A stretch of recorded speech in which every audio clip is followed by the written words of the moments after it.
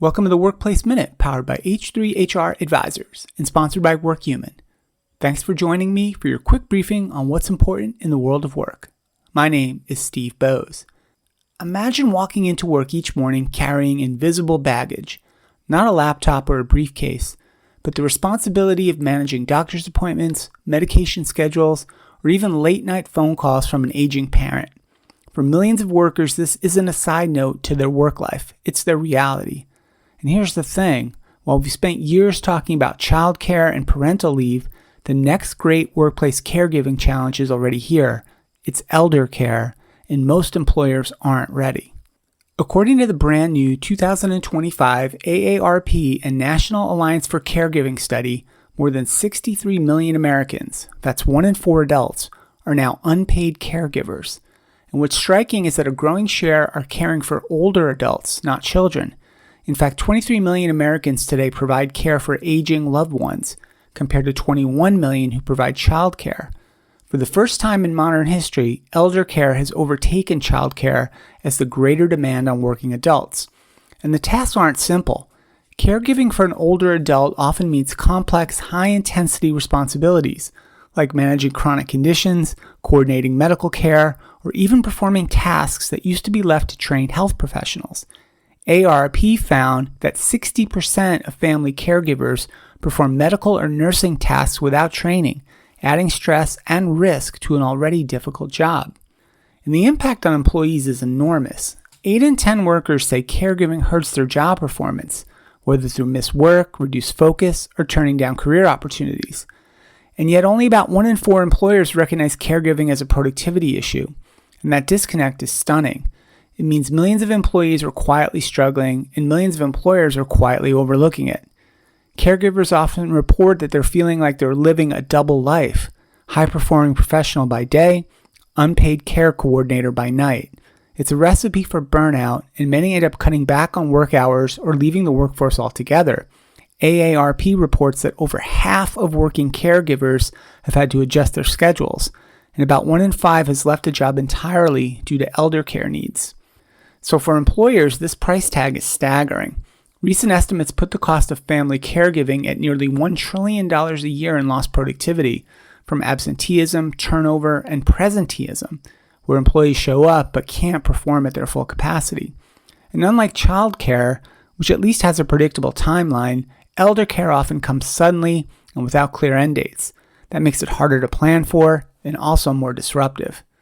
MarketWatch recently noted that eldercare is shaping up to be a challenge every bit as transformational as childcare was back in the 1970s.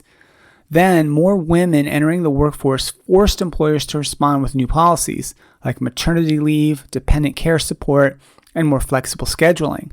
Now, with an aging population and people living longer, often with chronic conditions, the same reckoning is coming for eldercare. And this isn't a niche issue. Demographically, it's unavoidable. By 2030, 1 in 5 Americans will be over the age of 65, and many employees will be caring not just for one older adult, but for 2 or even 3, as multi-generational caregiving becomes the norm. This is not tomorrow's problem, it's today's. And despite the scale of the issue, only 14% of employers currently offer eldercare benefits. That's compared to widespread support for new parents and for childcare. And while flexible work arrangements and paid family leave could help, too many organizations still see eldercare as a personal issue that shouldn't spill into work. But here's the truth, it already does. Workers who are sandwiched between raising children and caring for parents, the so-called sandwich generation employees, often face impossible choices. Do they miss a client meeting or their mom's medical appointment? Do they turn down a promotion to avoid business travel or risk their father's safety at home alone? These are not abstract scenarios. They're everyday dilemmas for millions of workers. But here's the opportunity. Companies that take caregiving seriously will see results.